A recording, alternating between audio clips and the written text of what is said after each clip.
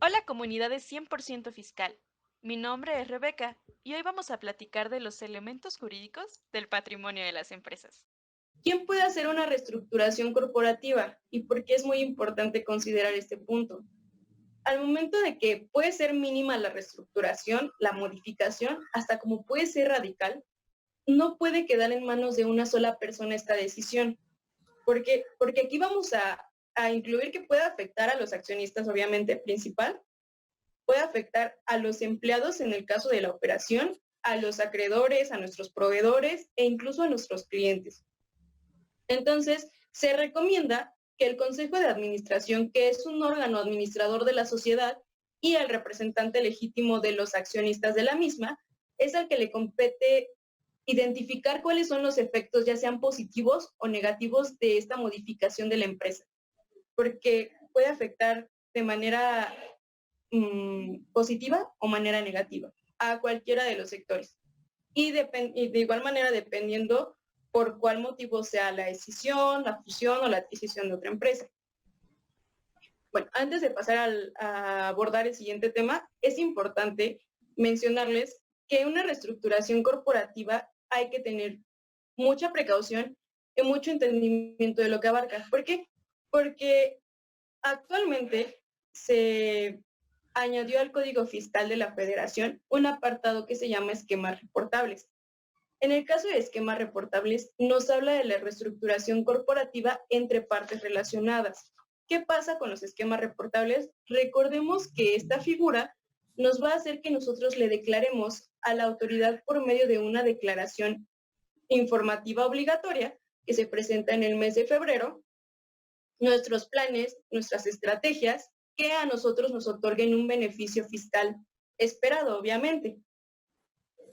En el caso de la reestructuración corporativa y por qué sí encuadra en los esquemas reportables que nosotros tenemos que declarar como contribuyentes, es porque nos dice en la fracción sexta del artículo 199 del mismo código, que en donde no se haya pagado por la transferencia de activos, funciones y riesgos derivado de una reestructuración corporativa, cuando caigamos en esta característica, nosotros vamos a tener que reportar en nuestra declaración informativa obligatoria que nosotros hicimos una reestructuración corporativa siempre que cumpla con estas características. Por eso hay que analizar al momento de querer hacer una modificación de este grado de nuestra sociedad. Ahora bien, pasando al siguiente tema, y todo esto va relacionado con el patrimonio, ya sea de las empresas o el patrimonio de los mismos socios. Entonces, es importante delimitar y definir qué responsabilidad tienen los socios. En el caso de una reestructuración corporativa, es importante que vayamos a delimitar la responsabilidad de los socios y recordemos cuáles son aquellas responsabilidades que tienen los socios de las empresas. Recordemos que está la responsabilidad solidaria, la responsabilidad ilimitada y la responsabilidad subsidiaria.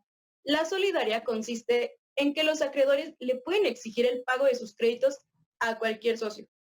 Es decir, cualquier socio puede responder del importe total de las obligaciones de la empresa. Posteriormente, este socio internamente ya puede solicitar que se le haga el pago proporcional a los demás socios. En el caso de la responsabilidad solidaria, consiste en que los terceros, al reclamar el pago de sus créditos, van a acudir de primera instancia a la sociedad, a cobrarle a la empresa. Pero si el patrimonio de la empresa no alcanza para saldar ese adeudo o esa obligación, se van a acudir en segundo término a los socios. Ahora viene la responsabilidad ilimitada. Aquí es donde los socios responden a las obligaciones de la empresa, pero con su patrimonio mismo, con el patrimonio de los socios. Entonces, aquí es muy importante saber, primeramente, en qué tipo de sociedad estamos, qué tipo de socios somos y qué tipo de responsabilidad abarca estar en esa sociedad. Porque en este cuadro nosotros vamos a poder observar clasificación de las sociedades mercantiles según la responsabilidad de los socios. En este caso, tenemos la responsabilidad limitada, la ilimitada y la mixta. En el caso de la responsabilidad limitada, podemos encontrarnos a una sociedad anónima, a una de responsabilidad limitada o a una cooperativa. En el caso de la responsabilidad ilimitada, vamos a encontrar a la sociedad en nombre colectivo. ¿Y por qué vamos a encontrar esta sociedad? Recordemos que una sociedad en nombre colectivo se encuentra regida por el nombre y por la responsabilidad de cada socio que la integra. Y de acuerdo al artículo 26 de la Ley General de Sociedades Mercantiles, nos dice que no hay una cláusula que pueda revocar la responsabilidad ilimitada que tiene el socio de una sociedad en nombre colectivo. Entonces, no hay manera de quitar esa cláusula o de que el socio no responda con sus bienes o con su patrimonio mismo. Ahora, en la responsabilidad mixta, que puede ser limitada o ilimitada, encontramos a la sociedad en comandita simple y a la sociedad en comandita por acción. Lo que vamos a abarcar a continuación es la responsabilidad solidaria, pero en materia fiscal, de acuerdo al artículo 26 en la fracción décima del Código Fiscal de la Federación. Aquí nosotros vamos a poder observar el artículo, pero como tal, ¿qué es lo que o de qué es lo que nos habla? Recordemos que un responsable solidario es cuando el contribuyente principal no puede cumplir con sus obligaciones fiscales y entonces el responsable solidario las va a cumplir, ya sea de voluntad propia o por una causa legal. Entonces, en el artículo 26 nos dice lo siguiente: son responsables solidarios con los contribuyentes, o sea, con la empresa. En caso de la fracción 10, nos habla de los socios o accionistas, que es el tema que estamos abarcando en general. Dice, los socios o accionistas, respecto de las contribuciones que se hubieran causado en relación con las actividades realizadas por la sociedad cuando tenía tal calidad, ¿qué quiere decir? Cuando el contribuyente recaiga o cuando la empresa recaiga en alguno de estos incisos, de los siguientes incisos: que no solicite su inscripción en el Registro Federal del Contribuyente, que cambie su domicilio y no presente aviso, que no lleve contabilidad o que la oculte o la destruya. Si la empresa hace esto o desocupa su local donde tiene el domicilio fiscal y no presente el aviso correspondiente, o de igual manera que no se localice el domicilio fiscal registrado ante el Registro Federal de Contribuyentes. ¿Cómo es esta situación?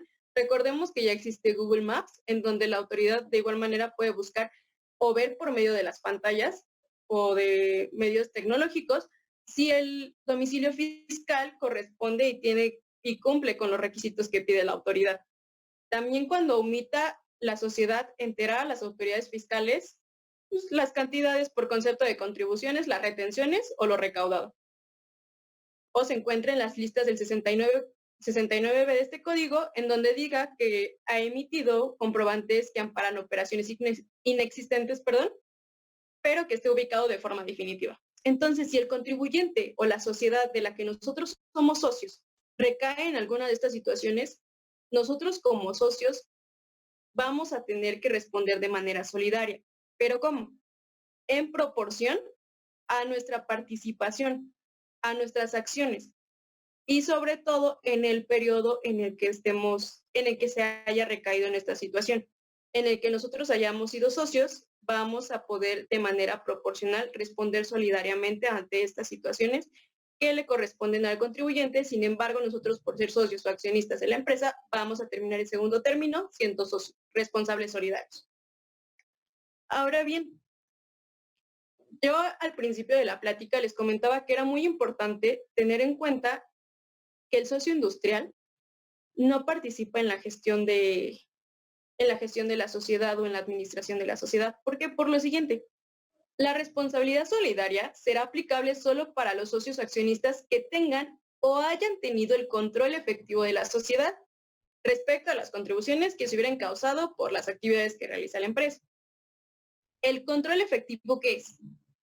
En el Código Fiscal de la Federación nos dice que es aquella capacidad que tiene una persona o un grupo de personas que lleva a cabo las siguientes cuestiones: que lleva a cabo o que imponga decisiones en las asambleas generales de accionistas, de socios o de un órgano equivalente, o nombrado o destituir a la mayoría de los consejeros o administradores, que tenga el control efectivo al mantener la titularidad de derechos que permitan ejercer el voto respecto del más del 50% del capital social de la empresa, o que bien dirija la administración, la estrategia o las principales políticas de la empresa. Entonces, no todos los socios van a ser responsables solidarios. tienen que haber tenido el control efectivo en el periodo en el que fungieron como socios accionistas para que puedan ser responsables solidarios. En el caso de un socio industrial, ¿sería un responsable solidario? Yo opino que no, debido a que no participa en la gestión o en la administración de la sociedad, por lo cual no sería participante de la responsabilidad solidaria. Entonces, sí es de valor muy importante en nuestro patrimonio. Identificar si somos socios capitalistas, si somos socios industriales y qué beneficio tiene ser cada una de esas figuras. ¿Por qué? Porque con ello también traemos obligaciones. Cualquier duda o aclaración, escríbenos en nuestras redes sociales. Capacitando para el futuro.